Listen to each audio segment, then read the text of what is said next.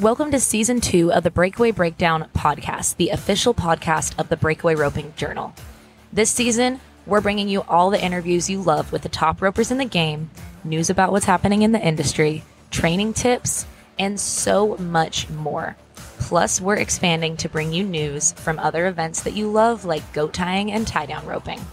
I'm your host, Casey Allen. Let's jump in. Okay, everybody, if you're listening at the time of release, you know that we are less than 2 weeks away from the National Finals Breakaway Roping in Las Vegas. Now, I'm not going to get too into that today because we are going to be slamming you guys with content over the next 2 weeks as we get ready for Las Vegas. I told you before, our whole team is going to be there and we could not be more excited. But today, we are talking to one of the cowgirls who is going to the NFBR, somebody that I am super excited to introduce, and I'm so happy that I finally got a gap in her schedule to get her on an episode. We're talking about Sarah Angelone. Now, yes, Sarah is the younger sister to 2022 Breakaway Roping World Champion Martha Angelone, but you guys may not know that Sarah actually has a gold buckle of her own. And she had a little bit of bragging rights because she did technically win her gold buckle before Martha won hers in 2022 at the WPRA World Finals. Sarah was crowned the world champion all-around cowgirl. She is just as handy with a team rope as she is a breakaway rope. And prior to this year, she was known for kind of owning the jackpot circuit, training some outstanding futurity horses, while Martha was kind of the, fast slinging rodeo girl. Sarah was a little bit more reserved, but just as deadly with the rope. This year, she proved how versatile she was because she is heading to the 2023 NFBR in the number 4 position, just behind her sister Martha, with over $114,000 won across 78 rodeos. Now, I'm sure you guys have looked at the standings. Those Angelone girls are in some tough company at the top of the world standings. Shelby Beaujolais is going in with $164,000, Haley Williams with $146,000, Martha with $132,000, then Sarah. Right on her heels is veteran Kelsey Domer. So it is just going to be super tight up there at the top. But I wanted to give everybody a chance to really get to know Sarah before the finals. I always learn a lot from Sarah every time I'm around her. We just dropped a brand new series on roping.com with Sarah and Shad Mayfield. And I think it's so funny because we got them together for this instructional shoot and practice session before Shad went out on the summer run.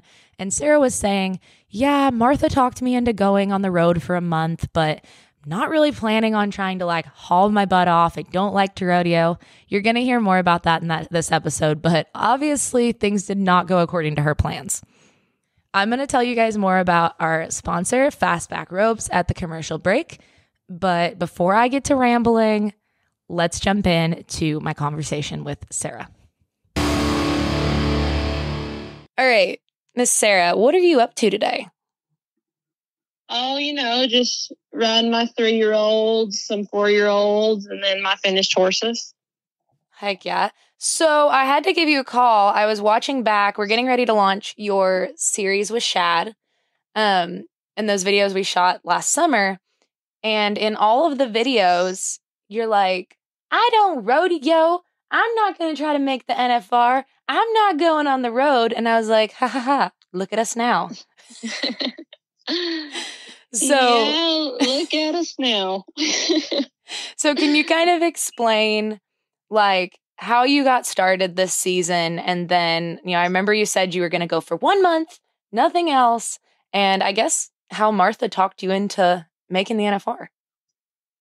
Well, I went to the WPRA Finals last November, and I kept telling myself, stay in the top 3 in the average to make it into Houston because, roping at Houston has always been wow, and Fort Worth.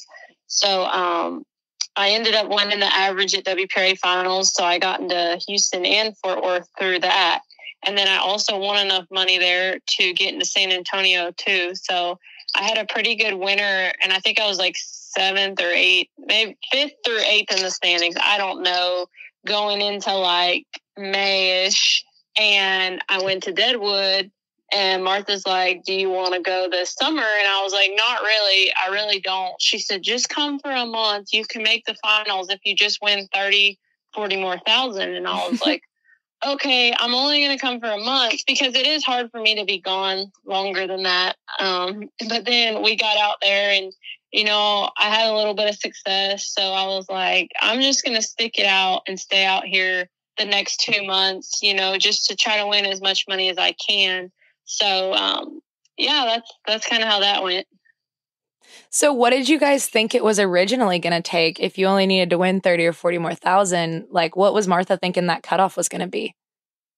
So I had in my head 60,000 before we left for the summer. And about 3 weeks in, I said it's going to take more than that. I was saying 70 to 75.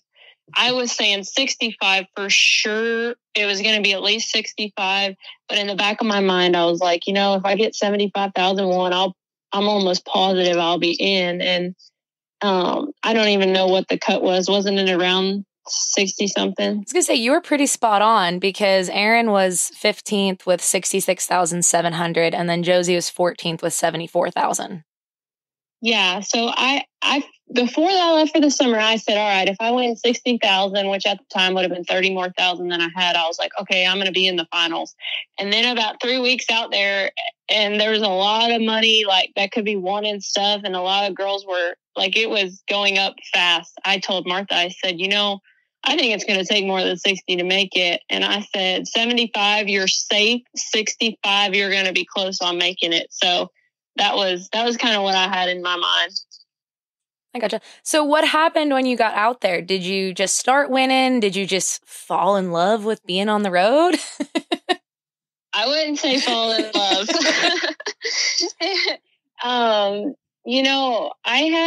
I think Reno was one of the first rodeos we went to, and I've always wanted to rope at Reno. I've been at Reno during the rodeo, and it's just such a cool atmosphere. And I ended up second at Reno from like ninth callback or something. And after that, I was like, you know what, this is kind of fun. Like to be around all those people that love rodeo and all that. And it definitely has its ups and downs. But no, I wouldn't say I fell in love with being gone and on the road, but I was blessed enough to win enough that it just made sense for me to stay out there. I gotcha. And 114,000 on the season. I mean, I know Martha had an incredible year last year, but with you guys winning 130 and 114, like, did you have any plans of doing that? No. I kept telling myself, I'm like, if I win 100,000 before I go home, like that's going to be so cool. But it started off being, okay, let's win 60,000. And then it was, let's win 75,000. And then I just kept resetting goals during the summer. And when I reached the 100,000 mark, I was like, dang, this is kind of cool, because there was only like 3 of us that had been over 100,000 at that point. So it was really cool to experience that. Heck yeah. Which horses did you have out there this year? I had Wilma and Dingo. Okay, which one's Dingo? Dingo is the crazy one that won't stay in the hot wire. Oh, I guess we should. I forget. We haven't I haven't got to nail you down for a podcast before. Can you talk about Wilma and how she's been for you and how long you've ridden her? I bought her as a 5-year-old from Jared Lesh in Whitesboro. She was they sorted and pinned on her, and I trained her, and I really didn't haul her much until the college finals. I guess it was 2021. I made the college finals, and I took her as a backup and ended up having to ride her and kind of threw her to the wolves. And then I've really been riding her everywhere since. Gotcha. Now, was she kind of your first really leveled up horse, or did you have any before that really stood out? I would say she was my first horse that I have trained that had that much potential. Mm-hmm. I had trained a few more before her, but none of them had near as much good qualities as she did. I gotcha. And then for the people that might not be as familiar with your story, kind of just give me the 5-minute Sarah Angelone, kind of how you ended up where you're at today. So Martha and I grew up in Virginia, and our parents were not into horses at all. They actually trained field trial dogs and hunting dogs. That's how my dad and mom met.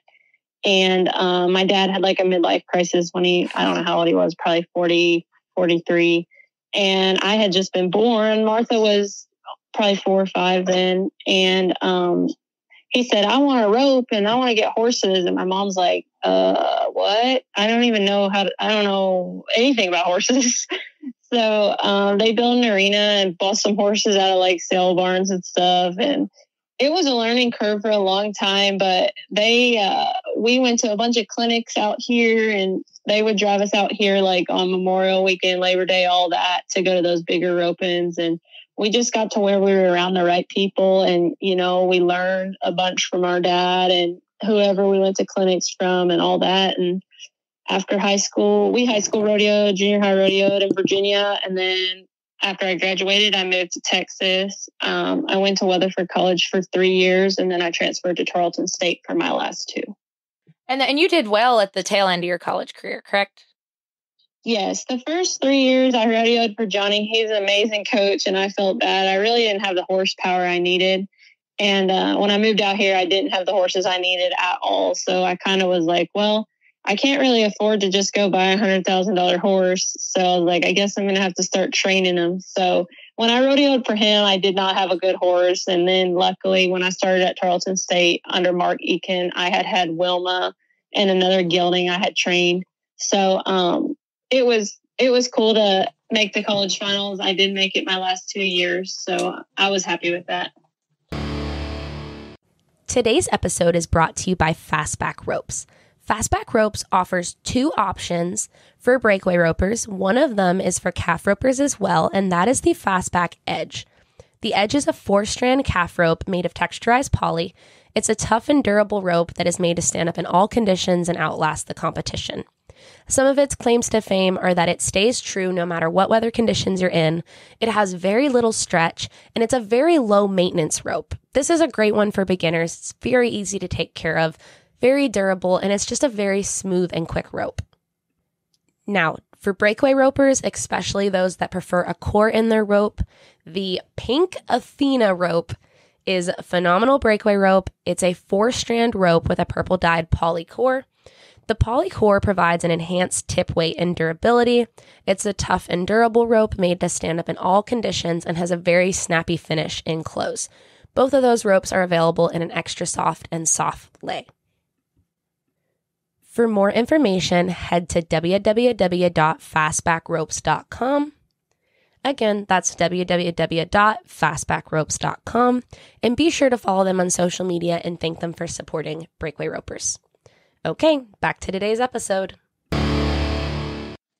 And then as far as being on the road this year, I mean, was there anything unexpected? Did you learn anything interesting along the way? I know having Martha as a guide can be an exciting experience. Yes, ma'am. Honestly, everybody keeps asking me, like, what did you learn? What's your biggest takeaway? And, like, how prepared should you be? And honestly, you can't be too prepared.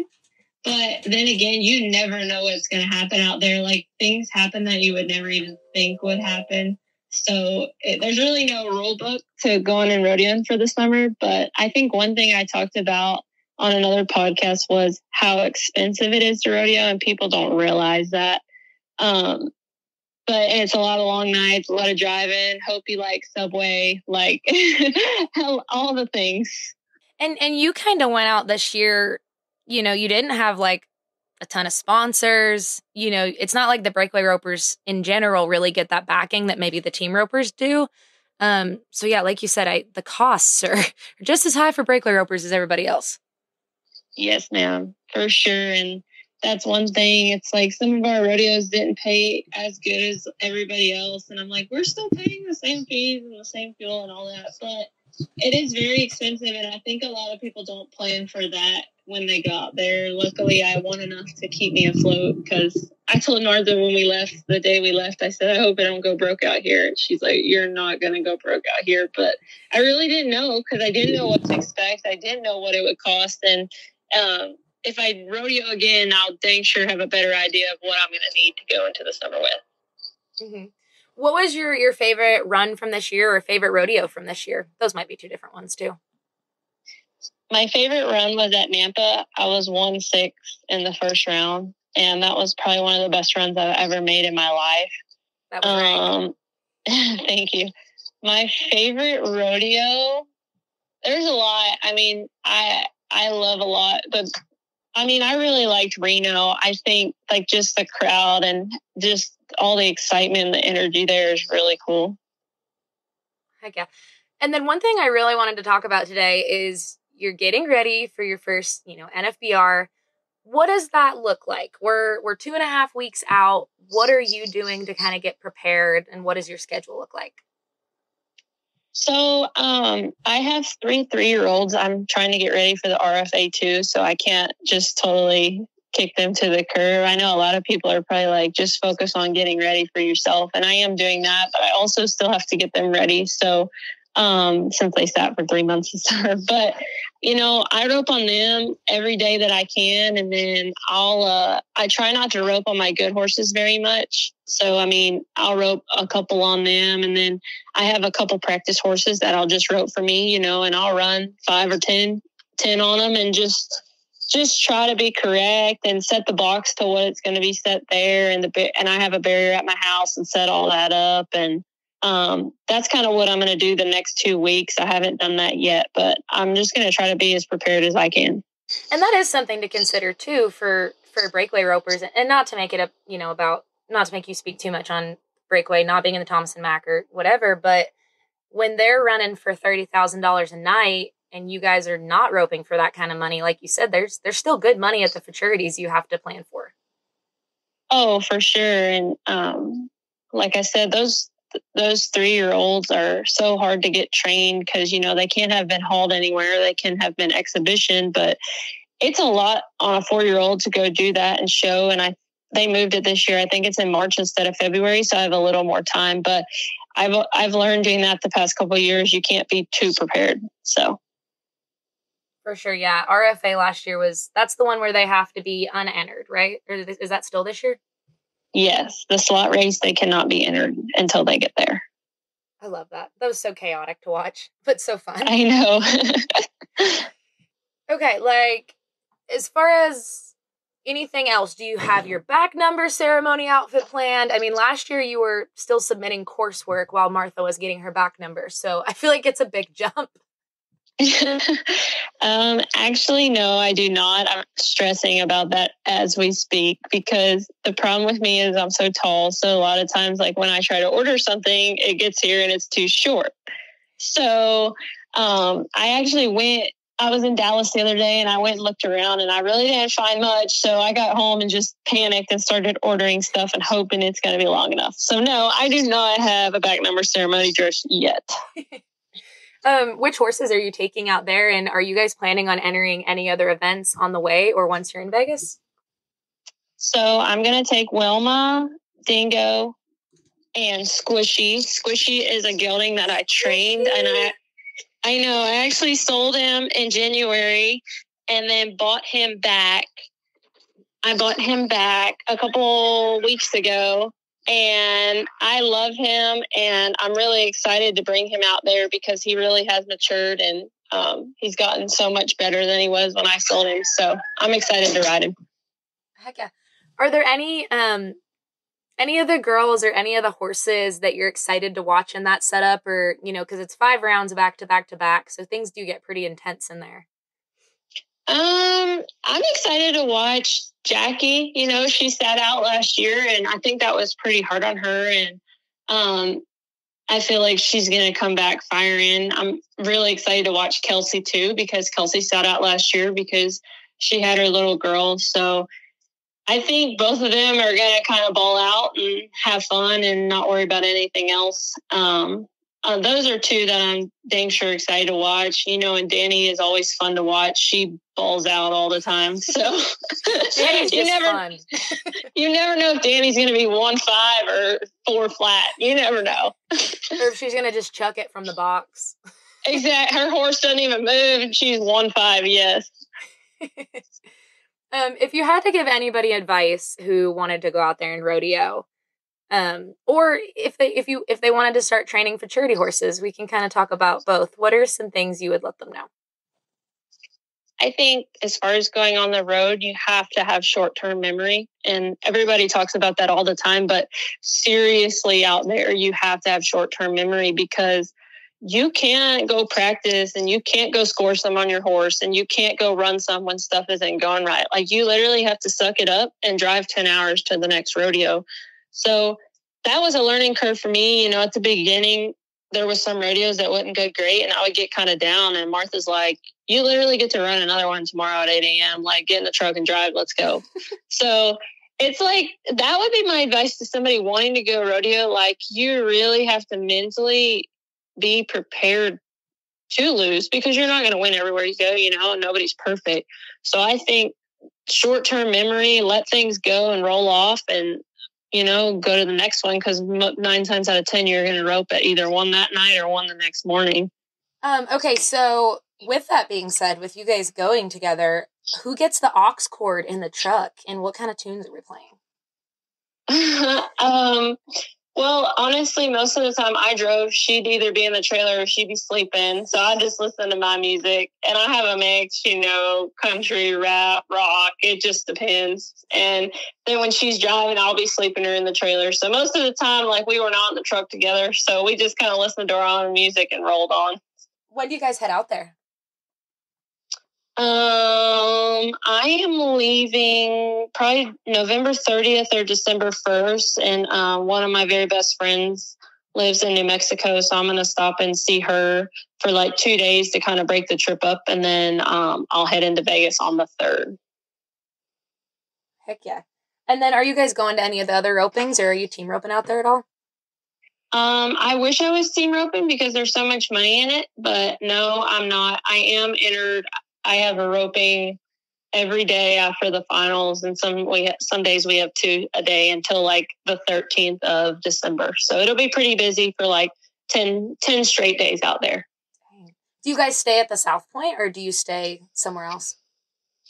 I'm going to stay at South Point during the NFR, and then either Westgate or Airbnb, because I like feeling at home when we're gone that long.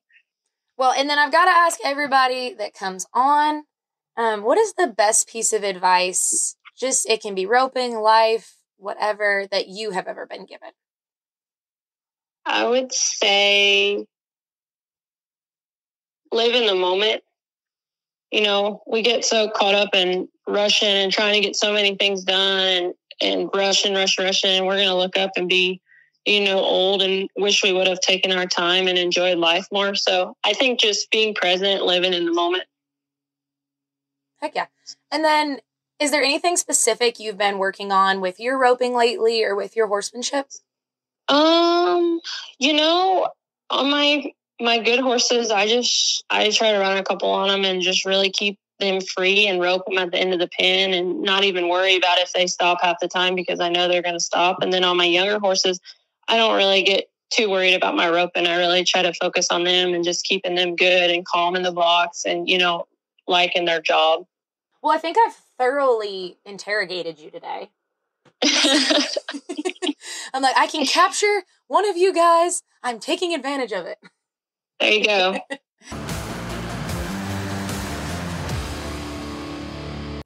I am telling you guys, I could watch Martha rope all day long, but I could watch Sarah work horses like for 2 days straight, no sleep, get me some Red Bull, because that girl just has a way with horses. She is a true blue horseman. She is so knowledgeable, and she just does everything so correct. And you want to see some 11s in the dirt?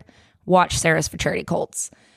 If you guys are interested in checking out our roping.com series that I kind of alluded to earlier with Sarah and Shad, they go through everything from a practice session where they're talking smack just as much as they're roping, so it's very funny.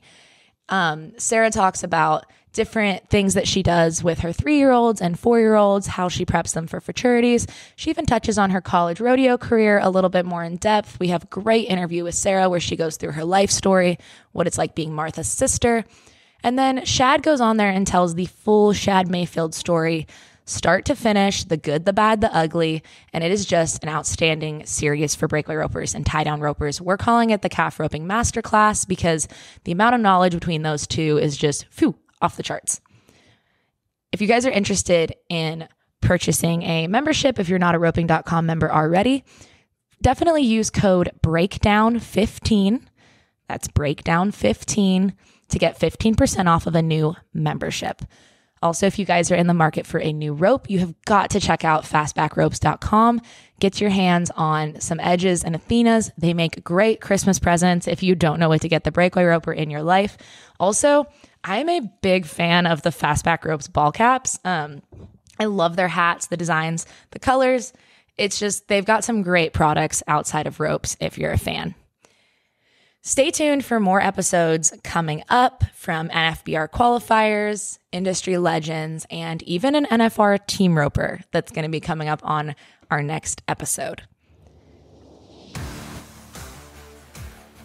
Breakaway Roping Journal is your source for all things National Finals Breakaway Roping, and calfroping.com is your source for all things NFR tie-down roping coming up over the next few weeks. So make sure that you don't miss a second of the action. Until next week, hope you guys are kicking butt, having fun, and you're not too full from your Thanksgiving meals. Talk to you soon.